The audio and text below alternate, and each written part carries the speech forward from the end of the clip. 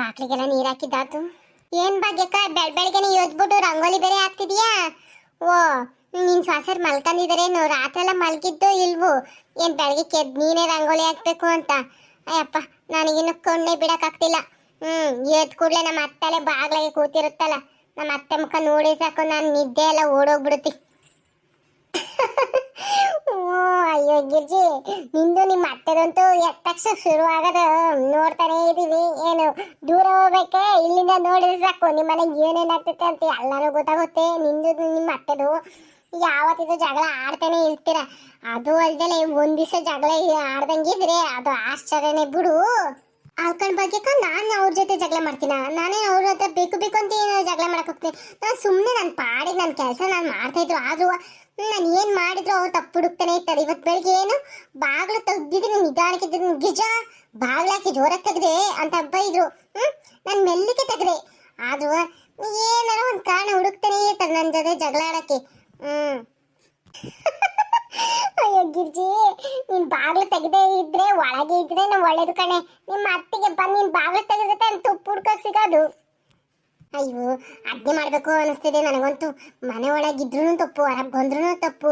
ನಿನ್ನೆ ನಾನು ಮನೆ ಮುಂದೆ ನೀರ್ ಹಾಕ್ತಿದ್ನಿ, ಎಷ್ಟೊಂದು ನೀರ್ ಹಾಕದ ಜಾರ್ ಬೀಳ್ಲಿ ಅಂತನಾ ಅಂತ ಬೋಯ್ತವ್ರೆ. ಇವತ್ತು ನಾನು ನೀರೇ ಹಾಕಿಲ್ಲ. ಮನೆ ಮುಂದೆ ನೋಡಿ ಧೂಳು, ನಿನ್ಗೇನು ಮಾಡಕ್ ಕೆಲ್ಸನೇ ಇಲ್ವಾ ಅಂತ ಹೇಳ್ತೀಯ, ಹಂಗೆ ಹಿಂಗೆ ಅಂತ ಬೋಯ್ತವ್ರೆ.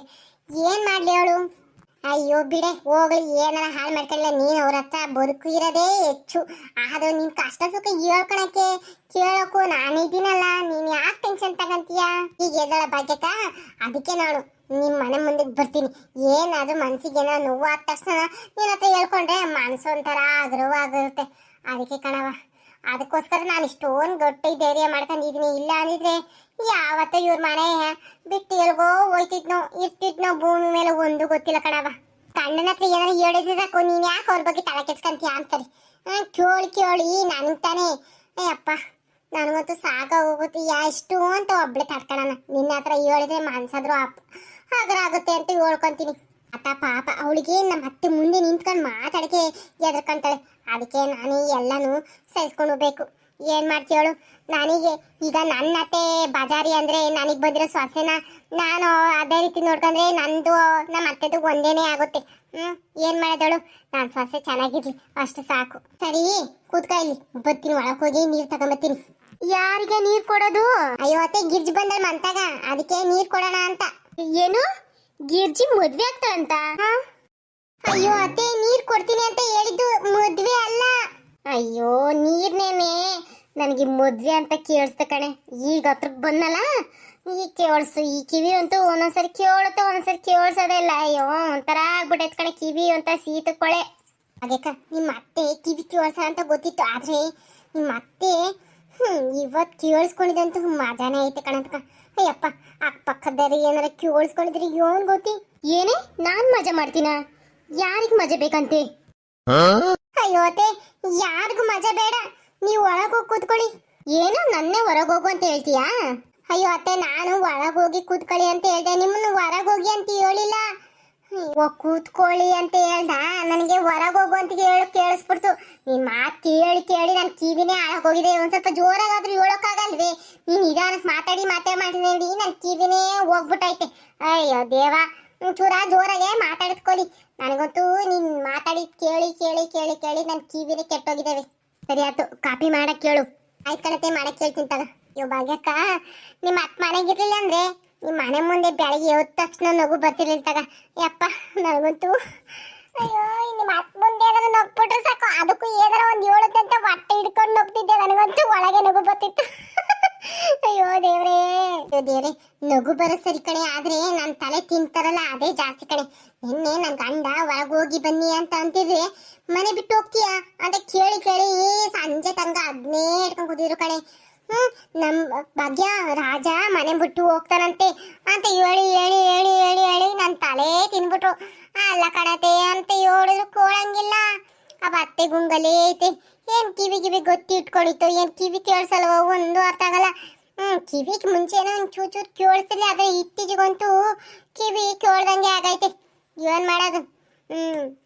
ಏನ್ ಬೆಳಗ್ಗೆ ಎದ್ದ ತಕ್ಷಣ ನನ್ನ ಹೆಸರು ಹೇಳ್ತಿದ್ರ? ಏನ್ ಸಮಾಚಾರ? ಏನ್ ಹೇಳ್ರಿ, ನಾನು ಮಾತಾಡಿದ್ರೆ ನಿಮ್ಮ ಅಮ್ಮಂಗೆ ಕೇಳಿಸೋದೇ ಇಲ್ವಂತೆ, ಏನೆಂಗೋ ಕೇಳಿಸುತ್ತಂತೆ. ಏನ್ ಮಾಡಕ್ ಹೋಗೋಣ? ನಿನ್ನೆ ನೀವು ಹೊರಗೆ ಹೋಗ್ತೀನಿ ಅಂದ್ರೆ ಮನೆ ಬಿಟ್ಟು ಹೋಗ್ತಾನ ಅಂತ ಕೇಳಿದ್ರು. ಇವತ್ ನೋಡಿದ್ರೆ ಗಿರ್ಜಿ ನೀರ್ ಕೊಡ್ತೀನಿ ಕಣತೆ ಅಂತ ಹೇಳಿದ್ರೆ, ಏನ್ ಗಿರ್ಜಿ ಮನೆ ಬಿಟ್ಟನ, ಏನೋ ಮದ್ವೆ ಆಗ್ತಾಳ ಅಂತ ಹೇಳ್ತಾರೆ. ಏನ್ ಮಾಡೇನ್ ಹೇಳು? ಹೋಗ್ಲಿ ಬಿಡು. ನಾ ಅಮ್ಮನ್ ಕಿವಿ ಹಿಂಗೆ ಅಂತ ನಿನ್ಗೂ ಗೊತ್ತಲ್ವಾ? ಗೊತ್ತಿದ್ಮೇಲೆ ನೀನ್ ಯಾಕೆ ಅವ್ರ ಜೊತೆ ಅಷ್ಟೊಂದು ವಾದ ಮಾಡಕ್ ಹೋಗ್ತೀಯಾ? ಬಿಡು. ಏನೋ ನಾನ್ ವಾದ ಮಾಡ್ತೀನ? ನೀವು ಬೆಳಗ್ಗೆ ಎದ್ದ ತಕ್ಷಣ ಒಂದ್ಸಲ ನಿಮ್ಮ ಅಮ್ಮನ ಜೊತೆ 5 ನಿಮಿಷ ಕೂತ್ಕೊಂಡು ಮಾತಾಡಿ. ಅವಾಗ ಗೊತ್ತಾಗುತ್ತೆ ನಿಮಗೇನು ಅಂತ. ನಾನು ದಿನಪೂರ್ತಿ ಅವ್ರನ್ನ ಏನು ಎತ್ತ ಎಲ್ಲ ಕೇಳಿಸ್ಕೊಂಡು ಮತ್ತೆ ಅವ್ರಿಗೆ ಸರಿಯಾದ ಅರ್ಥ ಮಾಡ್ಕೊಂಡು ತಲೆ ಕೆಡಿಸ್ಕೋಬೇಕಲ್ಲ. ನನಗೆ ಹೆಂಗಾಗಿರಬಹುದು? ನೀವ್ ಹೇಳಿ. ಬರೀ ಒಂದ್ ಮಾತಿಗೆ ನಿಮ್ಗೆ ತಲೆ ಕೆಟ್ಟೋಗಿರುತ್ತೆ. ಬೆಳಗಿನ ಸಾಗಲ್ ತಗೊಂಡು ನಾನು ಹೆಂಗ್ ತಲೆ ಕೆಡಿಸ್ಕೋಬೇಕು? ನೀವೇ ಹೇಳಿ. ಹೇಳ್ಬಿಟ್ರಿ. ನೀನ್ ಯಾಕೆ ಅವ್ರ ಬಗ್ಗೆ ಯಾಕೆ ಅಷ್ಟೊಂದು ವಾದ ಮಾಡ್ತೀಯಾ ಅಂತ ಕೇಳ್ತಿರಲ್ಲ. ನಾನೇನು ವಾದ ಮಾಡಕ್ ಹೋಗಲ್ಲ. ನಾವೇ ಒಂದ್ ಹೇಳಿರ್ತೀವಿ, ಅವರೇ ಒಂದ್ ಅರ್ಧ ಅವ್ರಿಗೆ ಅರ್ಥ ಮಾಡಿಸ್ಬೇಕಲ್ಲ. 17 ಹೆಂಗ್ ಮಾಡ್ಬೇಕು ಅಂತ. ಸರಿ ನೀನ್ ಕೋಪ ಮಾಡ್ಕೋಬೇಡ. ಇವತ್ತು ಹೊಲಕ್ಕೆ ಹೋಗ್ಬೇಕು, ಸ್ವಲ್ಪ ತಡ ಆಗುತ್ತೆ ಬರೋದು. ಬಸ್ಸನ್ನು ಬರಕ್ಕೆ ಹೇಳ್ತೀನಿ. ಕಾಲುವೆ ಪಕ್ಕದಲ್ಲಿ ಕೆಲಸ ಮಾಡ್ಬೇಕು ಇತ್ತು. ಅದಕ್ಕೆ ಬರಕ್ಕೆ ಹೇಳಿದ್ದೀನಿ. ಅವನು ಹಂಗೆ ಅಲ್ಲೇ ಹೊಲ್ತಾಗ ಒಂಚೂರು ಕೆಲಸ ಐತೆ, ಉಣ್ಣಕ್ಕೆ ನೀನ್ ಅಲ್ಲಿಗೆ ತಗೊಂಬ. ನಮ್ಮ ಯಜಮಾನ್ರು ಬರ್ತಾರಂತ ನಿಮ್ ಜೊತೆಗೆ? ನಾನು ಬೆಳಗ್ಗೆಯಿಂದ ನೋಡಿದ್ದೀನಿ ಅವ್ರನ್ನ, ಮನೆಯಿಂದ ಹೊರಗೆ ಬಂದಿದ್ದೆ ನೋಡಿಲ್ಲ. ಅಯ್ಯೋ, ನಾನು ನಿನ್ನೆನೆ ಹೇಳಿದ್ದವನಿಗೆ ಬಸ್ಸಂಗೆ ಒಂಚೂರು ಕಾಲುವೆ ಹತ್ರ ಒಂಚೂರು ಕೆಲಸ ಐತೆ ಬಾರ ಅಂತ. ಅದಕ್ಕೆ ಬತ್ತಿನ ಕಳೋಣ ಅಂತ ಹೇಳಿದ್ದ. ಅದಕ್ಕೆ ಬತ್ತಾನೇನ ಈಗ. ಇನ್ನು ಮನೆಗಿರ್ಬೇಕು, ಇನ್ನೂ ಹೇಳಿಲ್ಲ. ಒಂದು 8:30 9 ಗಂಟೆ ಹೊತ್ತಿಗೆ ಬಾ ಅಂತ ಹೇಳಿದ್ದೆ.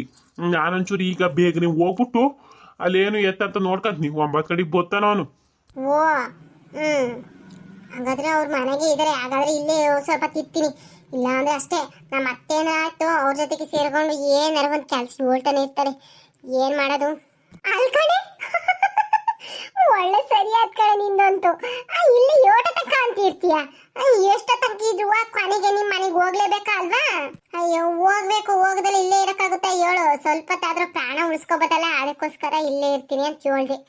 ಏನು ಬೆಳಗ್ಗೆನೆ ಇಲ್ಲಿ ನಿಂತ್ಕೊಂಡು ಇಬ್ರು ಮಾತಾಡ್ತಿದ್ದೀರಾ? ನಿಮ್ಮ ಮಕ್ಕಳು ನೋಡ್ತಿದ್ರೆ ಏನೋ ಊರ್ನಾಗ ಏನೋ ದ್ವಾಡ ಸುದ್ದಿನೇ ಇರ್ಬೇಕು ಅನ್ಸುತ್ತೆ. ಪ್ರೇಮಿ, ನೀನ್ ಬಂದಿದ್ದು ಒಳ್ಳೇದೇ ಆಯ್ತು ಕಣೆ.